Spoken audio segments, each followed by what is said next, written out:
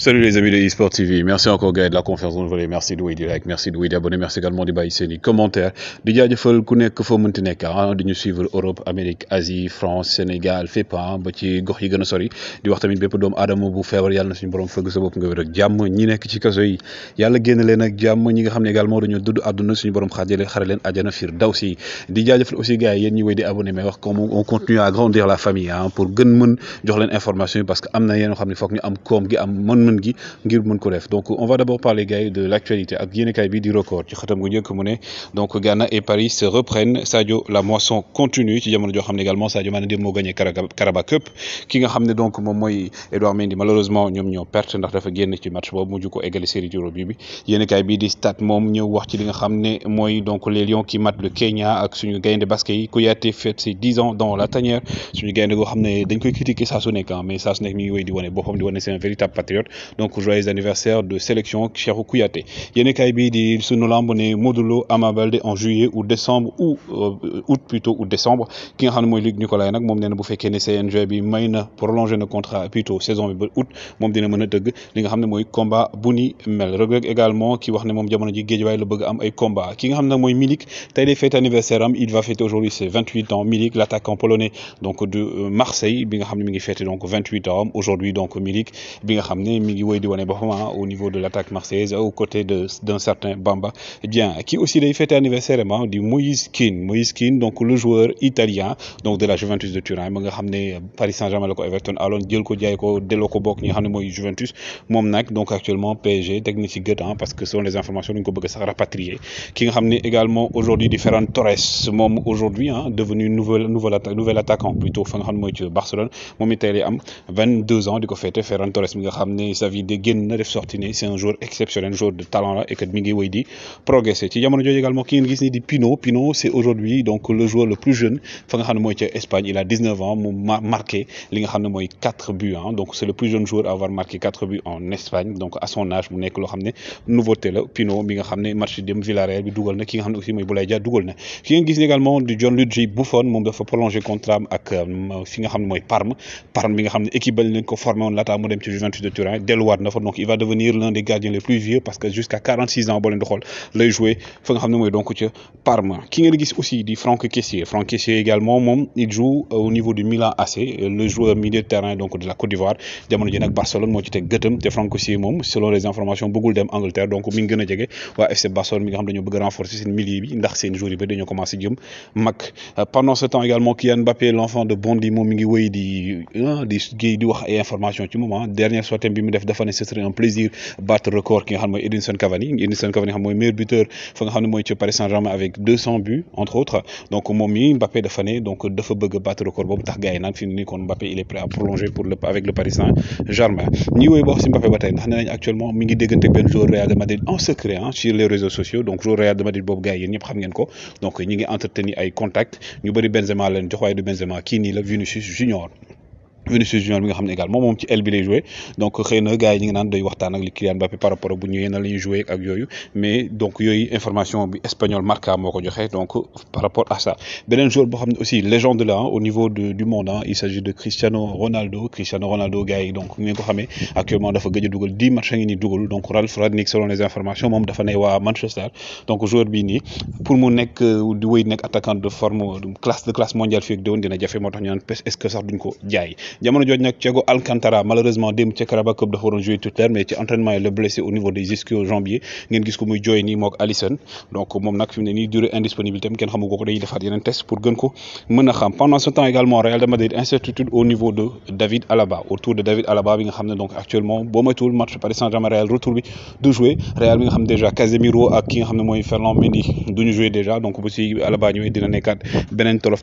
ci ñoom mais ñi nga xam ne ñi ngi génn nank ci tolof gi nekkoon mooy le Barcelone de Xavi Hernandez parce que Barcelone depuis Xavi ba mu ñëwee ba léegi les 7 derniers matchs yëpp pertuñu et seen 3 derniers matchs yëpp 4 buts la ñu dugal match bu nekk dañoo dugal 4 buts démb aussi wane nañ seen boppam avec aussi un trio d'attaque boo xam ne sax Ecuador laay wax sax ñëpp dugal nañ parce que Memphis Depay dugal na ki nga xam ne Aubameyang aussi moom dugal na kii de Luc de Jong dugal na Dembélé également entre autres bokk na ci ñi nga xam ne tey ils ont beaucoup participé à la victoire du FC Barcelone. Ousmane Dembélé boo xam dinañ ci wax léegi par rapport à la situation au niveau du FC Barcelone, mais quelqu'un aujourd'hui qui survole l'ère du Nou Camp et espagnol, c'est Pierre-Emerick Aubameyang. Donc mi nga xam ne ba mu ñëwee ci Barcelone ba léegi dafay dundaat ndax moom c'était un indésirable du côté de Arsenal. ba mu ñëwee ba léegi mi ngi enchaîné but sur but, il en est déjà à 5 ki nga xam ne donc mooy Pierre-Emerick Aubameyang. Donc match Barça yi ñu joué yëpp day dugal, donc ça c'est une bonne note pour moom mi nga xam ne il était content de signer au niveau du Barça. Et aussi c'est la bonne pioche du FC Barcelone parce que ba mu ñëw il a signé libre. Donc actuellement la nouvelle politique de Laporta mooy jënd de bons joueurs mais aussi qu'ils viennent libres comme ils l'ont fait pour Depay entre autres. Donc pendant ce temps également Xavi wax na ci ki nga xam mooy Dembélé mu ne moom Dembélé prolongé wala du prolongé loolu moo koy lijjanti, club bi moo koy lijjanti ak joueur, mais c'est un joueur boo xam ne moo war a prouver et que Ousmane Dembélé ba muy dugg si terrain bi dañ ko yuuxoo mais après dañ ko doon tàccu, ce qui veut dire que aujourd'hui il y a de fortes chances quand même que Ousmane Dembélé selon les informations continue nga xam ne aventure am ak waa Barça. Pendant ce temps là Kubo mi ngeen gis ni donc c'est un joueur boo xam ne waa Real de Madrid ñoo ko moom nag dañ ko doon abale fan yëpp temps yëpp sax laay wax. Donc selon les dernières informations Real daf ko bëgg a dugal déwoon ci seen effectif parce que aussi seen milieu de terrain muy Kroos ak Modric ñu ngi commencé jëm mag, donc ñu ngi aussi préparé yenn joueurs yu mel ne Kubo tak bu Kubo bi nga xam ne Barça lañ ko jëlee woon galaa ñu koy jënd. Ce n'est pas la faute de Kepa mais la mienne. Donc Thomas Tuchel moo ko wax ci démb génne bi mu génne Edouard Mendy, ñu bëri nag di kaas parce que gis nañ ne donc Edouard Mendy mi ngi woon ci match am, Edouard Mendy mi ngi doon def match bu baax a baax, mais Thomas Tuchel moom nee na Kepa donc deful erreur, moom moo assumé erreur bi en tant qu'entraîneur parce que aussi ñëpp moom la ñuy laam-laamee ne waru woon génne ki nga xam ne mooy donc Edouard Mendy. Kepa bi nga xam ne donc démb dañ ko dugaloon pour série penalty, donc 10 penalty yëpp jàpp ci benn ba pare moom moo ràcc 11e penalty bi nga xam ne moo tax Liverpool daal di gagné équipe bi di Chelsea. Alors que pendant ce temps donc Edouard Mendy lui il nageait sur les airs donc il nageait sur les airs il survolait les airs de manière générale ndax démb match bu exceptionnel la def. Il a démb écœuré comme on le dit l'attaque de Liverpool démb ñoom Sadio Mané yëpp ñoom ñëpp il les a tous écœuré def un double arrêt boo xam ne c'est un arrêt phénoménal. Donc gis nga deuxième arrêt baa ngi nii ci Sadio Mané tax ñëpp naan actuellement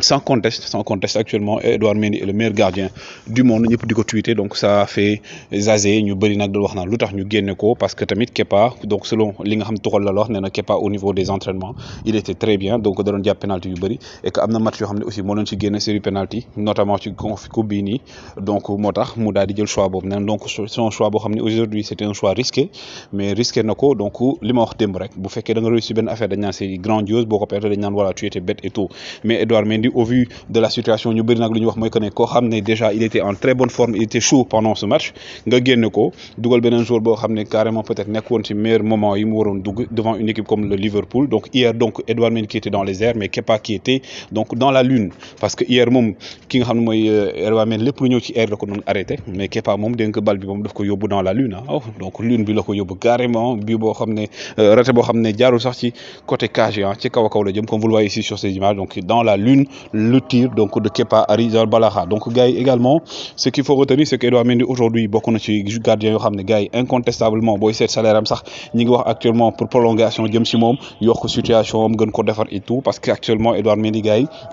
mi ngi ci dynamique bu baax. Donc lu tax sax gars yi naan non par rapport ak série penalty wala ñu koon génne parce que contre finale coupe d'Afrique bi contre Égypte moom moo génne penalty. Match yi aussi mu joué yëpp il fait de très très bons matchs di enchaîner clean sheet yi, donc cette sortie boobu noonu moo xaw a jaaxal gars yu bëri ba tax ñu naan Edouard Mendy franchement démb sa sortie n'était pas justifiée. Mais comme on dit Kepa aussi qui a remercié tout l'effectif notamment également Edouard Mendy parce que démb ba mu raté ñoo ne ñoom ñëpp a ñëw def na tweet bi ñëpp a ñëw donc encouragé ko et tout parce que doon na ci génn et tout. Mais ce qui est sûr c'est qu'aujourd'hui le mur de Gorée, le mur infranchissable ou presque infranchissable, c'est Edouard Mendy, donc le Sénégalais, le champion d'Afrique, le meilleur joueur de l'année, le meilleur joueur du monde et gardien, je veux dire, gardien du monde actuellement. Donc Edouard Mendy mi ngi woy di wane boppam. Keneen ki xam ne également mi ngi wane boppam au niveau de beneen équipe muy Liverpool notamment yoroon club nag encore gars yi ñu ngi woy di wax manque de considération bi nga xam ne nemeeku nañ ko par rapport ak Sadio Mané. Moo tax actuellement aussi Sadio Mané au vu des réactions yi gars yi def démb ak aussi Gary Neville ni ma leen ko waxee nee na bon Sadio Mané ni mu génnee dafa mer et on a vu que même par rapport